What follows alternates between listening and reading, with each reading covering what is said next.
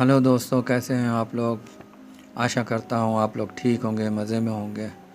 दोस्तों, फिर हाज़िर हूँ आपके सामने एक नई स्टोरी के साथ, जिसका नाम है ढलवाना की आदमखोर डायन। इस स्टोरी को केनेथ एंडरसन ने लिखा है। तो चलिए दोस्तों, स्टोरी को शुरू करते हैं। बहुत से लोग हमसे पूछते हैं कि मैंने अपनी 40 साल की शिकारी ज़िंदगी में जो हिंदुस्तान के अलग अलग जंगलों में गुजारी, क्या मैंने कहीं कोई भूत प्रेत भी देखा है। उन्हें मैं यही जवाब देता हूँ कि भूत प्रेत इंसानी ख्याल की पैदावार है। सच्चाई और हकीकत से इनका दूर दूर कोई संबंध नहीं है। लेकिन मेरी शिकारी ज़िंदगी में कुछ ऐसी घटनाएं हुई हैं जिनमें मेरा भूतों से आमना सामना होते होते रह गया। आज मैं एक ऐसी ही घटना सुनाने जा रहा हूँ। मैं जिस ज़माने की घटना सुनाने जा रहा हूँ, उस वक्त हिंदुस्तान में जंगल ज़्यादा और इंसानी बस्तियाँ कहीं कहीं हुआ करती थीं। कई देहात जंगलों के बीच बसे थे और इन देहातों के बीच भी दूरी काफ़ी ज़्यादा थी। यहाँ इलेक्ट्रिसिटी की सप्लाई ना होने के कारण सड़कें शाम होते ही वीरान हो जाया करती थीं। ऐसे में अगर कोई जानवर आदमखोर हो जाए तो उसे मारने में बहुत ज़्यादा वक्त लगता था। इसी वजह से लोग मैन ईटिंग की घटनाओं को भूत प्रेत से जोड़ देते थे और तरह तरह के किस्से गढ़ लेते थे। ये किस्से गांव के लोगों में खौफ फैलाने का काम करते और शिकारियों के काम में भी रुकावटें पैदा करते। ये सच है कि अगर लोकल लोग सपोर्ट ना करें तो माहिर से माहिर शिकारी भी किसी जंगल में अपने काम को कामयाबी के साथ पूरा नहीं कर सकता। और अगर इन लोगों के दिलों में चुड़ैल या भूत प्रेत बस जाए तो पहले तो वो कोई मदद करने को तैयार ही नहीं होते, और अगर हो भी जाते तो इनकी ऊट पटांग हरकतें शिकारी का ध्यान भटकाने के अलावा कोई फ़ायदा ना पहुंचाती। मैं अपनी शिकारी ज़िंदगी की एक ऐसी अजीब व गरीब घटना यहाँ सुना रहा हूँ, जिसकी शुरुआत मौजा गलवाना में मेरे तबादले से हुई।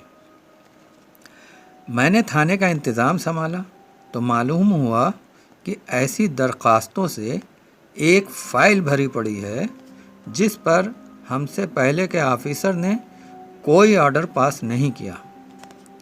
मैंने फ़ाइल खोली तो इसमें कुछ इंग्लिश और बाकी वहाँ की लोकल ज़बान में लिखी गई थी। इन सब का संबंध मौजे के अलग अलग देहातों से था, जिनमें पिछले 6 महीने के बीच लापता होने वाले लोगों के बारे में थोड़ी बहुत जानकारियाँ थीं। स्टाफ से पूछने पर मालूम हुआ कि गलवान से 20 मील दूर एक कस्बा जिसका नाम फलदार है वो आबाद है और इसके चारों तरफ छोटी छोटी बस्तियां फैली हुई हैं। इन बस्तियों के बीच में घने जंगलों के टुकड़े इन्हें एक दूसरे से अलग करते हैं। किसी ज़माने में शेरों और चीतों की बड़ी तादाद की वजह से ये जंगल बेहतरीन शिकारगाह माने जाते थे। इन जंगलों के बीच से एक सड़क गुजरती थी जिस पर एक पुराना मंदिर था। इस मंदिर के बारे में मशहूर था कि वहाँ पर कुछ पैरानॉर्मल गतिविधियाँ होती रहती हैं। दिन के उजाले में तो लोग काफिलों की शक्ल में उस सड़क से गुजरते थे, मगर शाम के साए गहरे होते ही वो इलाका वीरान और सुनसान हो जाता था। फाइल की दरखास्तों के अनुसार पिछले 6 महीनों के बीच इस सड़क के आसपास के देहातों से 20 लोग लापता हो चुके थे। इनमें ज़्यादातर लोग फलदार गांव के थे। थाने के स्टाफ ने बताया कि क्योंकि उस इलाके में भूत प्रेत का असर है, इसलिए सारी घटनाओं को भूत प्रेत के खाते में डाल दिया गया। मेरे मुलाजिम राजू ने कहा कि इन घटनाओं के पीछे कोई टाइगर या लेपर्ड हो सकता है। मेरा भी यही ख्याल था। मैंने अपना शक दूर करने के लिए थाने का सारा रिकॉर्ड छान मारा। किसी आदमखोर के मारे जाने के सिलसिले में पुलिस के रिकॉर्ड बहुत सहायता करते हैं। डेली रजिस्टर अगर सही से लिखा गया हो तो रिपोर्ट में घटना की जानकारी तफसील के साथ लिखी जाती है। कोई शिकारी अगर ध्यान से काम लेता तो इसे आदमखोर के बारे में आसानी से जानकारियां इस रजिस्टर से हासिल हो जाती। मुझे यह देखकर काफ़ी हैरत हुई कि थाने के रजिस्टर में पिछले 8 महीने की कुछ ही घटनाओं को दर्ज किया गया था, जो शायद आदमखोर ने की थी, मगर थाने के स्टाफ ने बड़ी ही खूबसूरती से इन घटनाओं को भूत प्रेत और चुड़ैल के खाते में डालकर फाइल बंद कर दी थी। इसके बाद मैंने इस सिलसिले में गलवाना के नंबरदार से बात की, मगर इन घटनाओं के बारे में कोई बड़ी बात नहीं पता चल सकी। आखिर मैंने राजू के साथ उस इलाके में जाने का प्लान बनाया और अपने सीनियर ऑफिसरों को अपने प्लान की जानकारी भेज दी। मेरी उम्मीद से उलट 3 दिन बाद ही मुझे सरकार की तरफ से वहां जाने का इजाज़तनामा मिल गया। अभी गर्मी का मौसम था और मानसूनी बारिश शुरू नहीं हुई थी। नदी नाले जिनकी इस इलाके में भरमार थी सूखे पड़े थे। मैं क्योंकि पहली बारिश होने से पहले यहाँ पहुँचा था, इसलिए मैंने सरकारी जीप का इस्तेमाल करना ठीक समझा।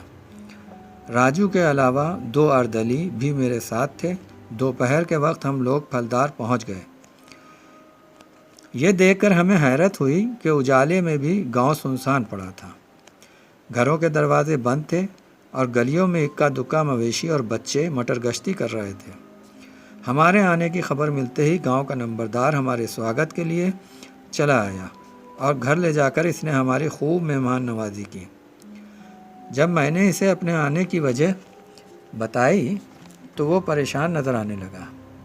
मेरे कई बार पूछने पर इसने बताया, साहब मैं जानता हूँ कि आप एक माहिर शिकारी हैं, मगर आप इसे नहीं मार सकेंगे।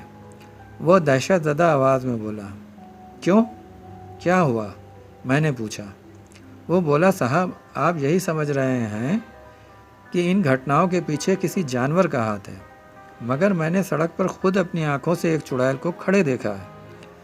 क्या मतलब है आपका पटेल साहब? मैंने राजू के चेहरे पर खौफ की मंडराती हुई परछाई देखकर पूछा। साहब मैं सच कह रहा हूँ, वो बादस्तूर उसी लहजे में बोले। यकीन ना आए तो आप खुद चलकर देख लीजिए। कुछ दिन पहले ही एक औरत वहाँ लकड़ियाँ चुनने गई थी, मगर लौट कर नहीं आई। क्या? मैंने अपनी कुर्सी से उछलते हुए कहा। तुमने इसकी रिपोर्ट थाने में दर्ज क्यों नहीं कराई? कोई फ़ायदा नहीं साहब, सरकार इसमें कुछ नहीं कर सकती। मैंने उसी वक्त राजू के साथ मंदिर वाली सड़क का मुआयना करने का फ़ैसला किया। नंबरदार के रोकने के बावजूद हमने जीप से फालतू सामान उतरवाया और सामान को अर्दली की निगरानी में छोड़कर अपनी जीप मंदिर तक जाने वाले रास्ते पर दौड़ा दी। 1 घंटे के कठिन सफ़र के बाद हम सड़क के बीच पहुँचे तो हमने गाड़ी रोक दी। अब और आगे बढ़ने से पहले मैं इलाके का अच्छी तरह जायज़ा लेना चाहता था। राजू भी मेरे साथ ही जीप से उतर आया और इससे पहले मैंने अपनी राइफ़ल की दोनों नालें गौर से देखी और उनमें कारतूस लगाए। राजू के पास मेरी आजमूदा 373 मैग्नम राइफ़ल थी, जबकि मेरे पास 450 एक्सप्रेस राइफ़ल थी। सड़क का गौर से जायज़ा लेने के बाद मैं कुछ परेशान हो गया। वहाँ कच्ची ज़मीन पर एक टाइग्रेस के पैरों के काफ़ी सारे निशान थे, मगर जिस बात से मैं हैरान था वो इंसानी कदमों की मौजूदगी थी। इन निशानों की ख़ास बात यह थी कि दाहिना पैर उल्टा निशान छोड़ रहा था। ये देखकर राजू के चेहरे पर हवाइयाँ उड़ने लगीं। मेरी अपनी हालत भी ख़राब होने लगी। इंसानी पैरों के वो निशान जंगल के अंदर तक जा रहे थे। उल्टे पैरों वाले इन निशानों की कोई वजह हमें समझ में ना आ सकी। इस समय दिन ढल रहा था और शाम होने में ज़्यादा देर नहीं थी। क्या ख्याल है राजू? मैंने इसकी आंख में झांकते हुए कहा। इन निशानों का पीछा करें?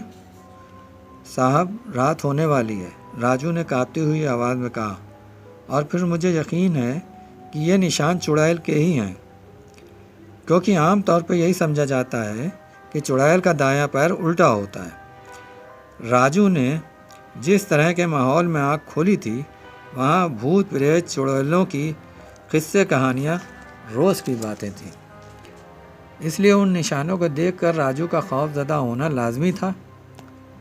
देखो राजू, तुमने अब तक मेरे साथ दर्जनों दरिंदे शिकार कर डाले हैं, मैंने इसे समझाने की कोशिश करते हुए कहा। इनमें से कई को भूत प्रेत का रूप कहा जाता था, मगर जब हमने खोजबीन की तो वो मकामी लोगों के ख्याल की पैदावार साबित हुए। मगर ये पंजों के निशान, राजू ने खौफ में डूबी हुई आवाज़ में जवाब दिया। मैंने कहा कि मुझे यकीन है कि हम इस रहस्य से पर्दा उठाने में कामयाब हो जाएंगे, मगर इसके लिए ज़रूरी है कि इन निशानों का पीछा किया जाए। राजू ने मेरी बात का जवाब नहीं दिया और परेशान नज़रों से कभी सड़क देखता और कभी इसकी निगाहें जंगल की तरफ उड़ जाती। इससे पहले कि मैं कुछ और कहता, एक ऐसी आवाज़ आई जिसे सुनकर राजू का ही नहीं, मेरा भी रंग उड़ गया। आवाज़ जंगल के अंदर से सुनाई दी थी। राजू, ये आवाज़, मैंने ऐसे कहा जैसे अपने कानों पर हमें भरोसा ही नहीं था। ये तो किसी बच्चे के रोने की आवाज़ है साहब, राजू ने सरसराती हुई आवाज़ में जवाब दिया। सरे शाम घने जंगल के सन्नाटे में गूंजने वाली ये आवाज़ किसी भी आदमी के होश आवाज़ गुम कर देने के लिए काफ़ी थी। मगर हमारी बात अलग थी। हमारी ज़िंदगी के ज़्यादातर दिन रात घने जंगलों में खूंखार दरिंदों से मुकाबला करते हुए गुजरे थे। इसलिए हम अपने डर पर काबू करके फ़ौरन जीप पर सवार हुए और उस तरफ चल दिए जिधर से आवाज़ आई थी। कुछ देर बाद रोने की आवाज़ आना बंद हो गई, लेकिन हम सावधानी के साथ राइफलें थामे और आसपास नज़रें दौड़ाते जंगलों में दाखिल हो गए। हमें ऊंचे ऊंचे पेड़ों और घनी झाड़ियों के बीच बल खाती सड़क पर एक टाइग्रेस के पग मार्क के साथ साथ इंसानी कदमों के वो अजीब व गरीब निशान भी नज़र आए जो हम पहले देख चुके थे। हैरत अंगेज़ बात यह है कि दरिंदे और इंसानी कदमों के निशान ज़्यादा पुराने नहीं थे। अब इस अजीब मखलूक, उसे भूत प्रेत कहें या चुड़ैल, उसके निशानात अपनी जगह, मगर शेरनी के पंजों के निशान देखकर मुझे यकीन हो गया कि फलदार और इसके आसपास लापता होने वाले इंसानों की घटनाओं में एक आदमखोर टाइग्रेस का हाथ है। हम उसी तरफ जा रहे थे जिधर मंदिर था और शेरनी के पंजों के निशान भी उधर ही जा रहे थे। एक टीले के नज़दीक सड़क दो हिस्सों में बंट गई। एक रास्ता दाएं तरफ सीधा चला गया और दूसरा टीले के ऊपर से चक्कर काटकर जंगल के घने हिस्से में दाखिल हो रहा था। हमने सीधा चलने का फैसला किया क्योंकि ज़मीन पर मौजूद पंजों के निशान भी इसी तरफ जा रहे थे। अंधेरे के कारण ज़मीन पर पग मार्क साफ दिखाई नहीं दे रहे थे, फिर भी हम आगे बढ़ते गए। बढ़ते अंधेरे के कारण निशानात बार बार खो जाते और हमें रुककर दोबारा उन्हें तलाशना पड़ता। डर से निपटने के दबाव और निशानों को ढूंढने की फिक्र में हम दिशा का ख्याल भी ना रख सके और हमें नहीं पता था कि हम जंगल के किस हिस्से में हैं। वो निशान एक ऐसी जगह जाकर खो गए जहाँ सड़क के दोनों किनारों पर बरगद और पीपल के पेड़ अपनी टहनियाँ लटकाए झूम रहे थे। पेड़ों की शाखों से सड़क के किनारों पर लिपटी पड़ी बेलों से अंधेरे में काफ़ी डरावना मंजर नज़र आ रहा था। मुझे इस बात से हैरत थी कि उस बच्चे के रोने की आवाज़ दोबारा हमारे कानों में नहीं आई थी। अब मैंने राइफ़ल की नाल पर लगी टार्च जला ली। रोशनी में नज़र आया कि पंजों के निशान जंगल में दाखिल होकर गायब हो रहे हैं। हम फिर इनके पीछे पीछे चल दिए। आखिर थोड़ी दूर आगे जाकर वीरान मंदिर के खंडहर हमारे सामने आ गए। अभी हम मंदिर को देख ही रहे थे कि अचानक दो अलग अलग आवाज़ें सुनकर हमारे कान खड़े हो गए।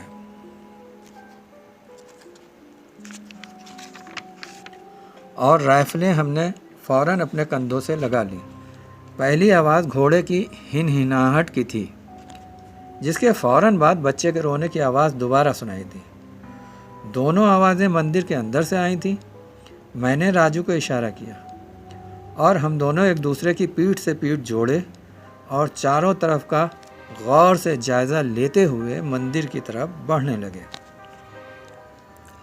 अब राजू ने भी अपनी टार्च जला ली थी। बच्चे के रोने की आवाज़ लगातार आ रही थी। जैसे ही हम मंदिर के अंदर दाखिल हुए, हमें हैरत का एक तेज़ झटका लगा। वहाँ एक बच्चा हाथ पांव मारता हुआ बिलक बिलक कर रो रहा था। इससे कुछ दूरी पर एक अच्छी नस्ल का घोड़ा बेचैनी से ज़मीन पर अपने खुर मारता दिखाई दिया। हम दोनों शदीद हैरानी के आलम में कभी बच्चे पर टार्च की रोशनी फेंकते और कभी घोड़े पर, जो हमारे वहाँ होने से और घबरा गया था। आसपास किसी और चीज़ के होने का कोई निशान न था। मैं इस वीराने में मासूम बच्चे और साजो सामान से लदे घोड़े की मौजूदगी की कोई वजह नहीं समझ सका। वो देखिए साहब, राजू ने ठिठक कर अपनी टार्च की रोशनी बच्चे से कुछ फासले पर डाली और मैं भी ठिठके बगैर ना रह सका। ज़मीन पर खून के छींटों के साथ साथ किसी के घसीटे जाने के साफ निशान नज़र आ रहे थे। मंदिर की दीवार एक तरफ से टूटी हुई थी और वो निशान इसी तरफ जाकर जंगल में गायब हो रहे थे, जिनका हम पीछा करते करते यहाँ तक आए थे। हमारा बड़े ही मुश्किल चक्कर से पाला पड़ा था। अभी हम पूरे घटनाक्रम के बारे में सोच ही रहे थे कि जंगल के बीचों बीच से एक इंसानी चीख गूंज कर बिखरती चली गई और खौफ के मारे राजू की घिग्गी बंद गई। चीख सुनकर बच्चा भी ज़ोरों शोर से रोने लगा और मुझे भी अपने शरीर के रोकटे खड़े होते हुए महसूस हुए।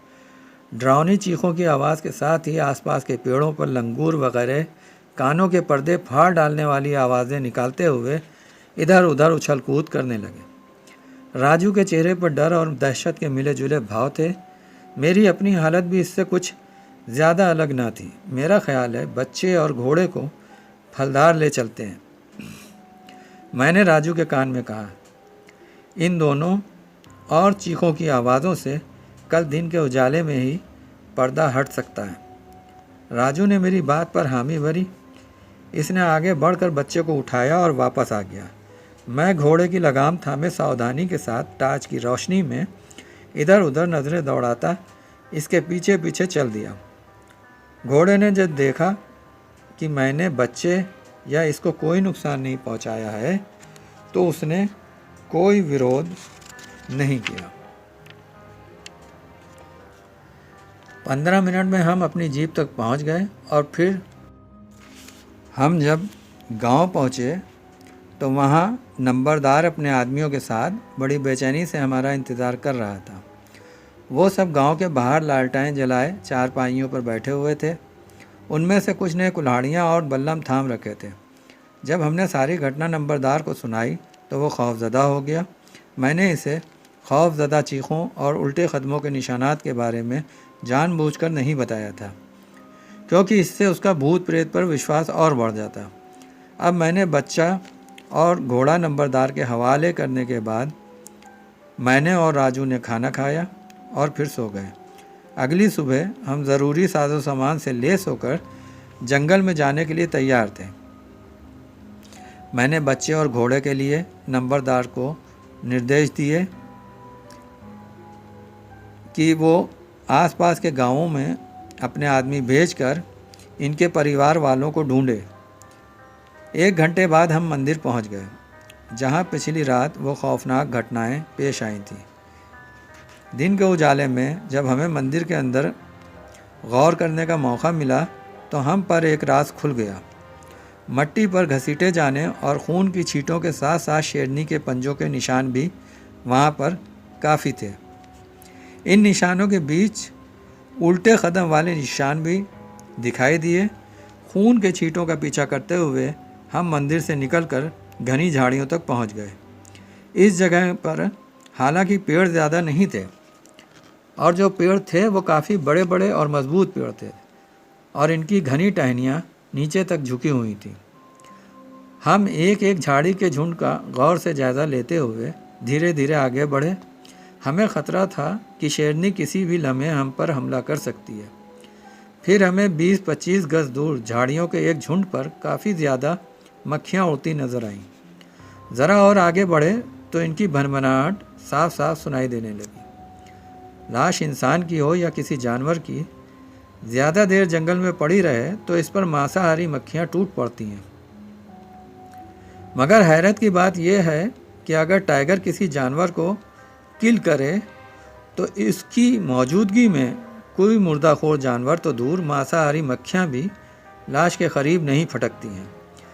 ज़्यादातर शेर आधा जानवर खाकर बाकी हिस्सा झाड़ झंकाड़ में छिपा देते हैं, जो इस बात का सबूत है कि शेर दोबारा आकर इसे खाएगा। लेकिन अगर शेर का वापसी का इरादा ना हो तो वो लाश छुपाने की कोशिश नहीं करता। ये एक तरह से गिद्धों, गीदड़ों, लकड़बग्घों और दूसरे मुर्दाखोरों के लिए दावत आम होती है। झाड़ियों पर मांसाहारी मक्खियों की तादाद देखकर मैंने यही अंदाज़ा लगाया कि शेरनी वहाँ मौजूद नहीं है। करीब पहुँचने पर हमें झाड़ी के अंदर पड़ी एक लाश दिखाई दी, लेकिन इसकी हालत इतनी ख़राब थी कि पहली नज़र में ये खून और मांस का एक ढेर दिखाई दे रही थी, और इसके आसपास हड्डियाँ और बाल बिखरे हुए थे। शेरनी ने जो कसर छोड़ दी थी वो मांसाहारी मक्खियों और दूसरे मुर्दाखोरों ने पूरी कर दी थी। हमने चारों तरफ का जायज़ा लेकर इत्मीनान किया कि वहाँ आदमखोर शेरनी तो नहीं है। लगता था कि वो पिछली रात पेट भरकर जा चुकी थी। मुझे इस बात का बहुत दुख था कि हमारे सामने पड़े हुए गोश्त और हड्डियों के टुकड़े किसी औरत की लाश के थे। इस औरत का सिर्फ एक पैर और बायां हाथ सही सलामत रह गए थे। खूबसूरत उंगलियों वाले मरमरी हाथ देखकर मेरे दिल पर एक झटका सा लगा। न जाने मुझे क्यों लगा कि वो एक खूबसूरत महिला होगी। उसके कीमती लिबास के चीथड़े देखकर हमें लगा कि ज़रूर किसी अमीर घराने से इस औरत का ताल्लुक़ है। मुझे यकीन है साहब, वो घोड़े की मालकिन यह औरत ही थी, राजू बोला, और शायद वो बच्चा भी इसका ही था। मगर सवाल ये था कि शाम गए कोई औरत अपने बच्चे को लेकर इस ख़तरनाक जंगल में क्यों आएगी। मैंने राजू को जवाब दिया, ये तो इस बदनसीब का कोई अता पता मालूम होने के बाद ही पता चलेगा।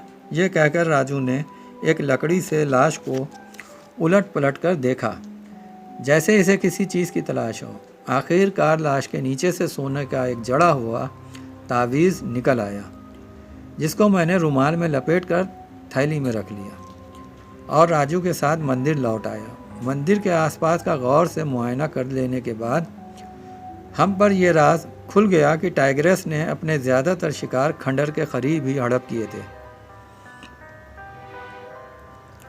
वहाँ झाड़ियों में जगह जगह इंसानी हड्डियाँ और कपड़ों के टुकड़े बिखरे पड़े थे। मुझे यकीन है कि यह मंदिर आदिमखोर का स्थायी ठिकाना है, मैंने राय दी। लेकिन साहब, वो उल्टे पाँव वाले निशान और रात को सुनाई देने वाली चीख, राजू झुरझुरी लेकर बोला।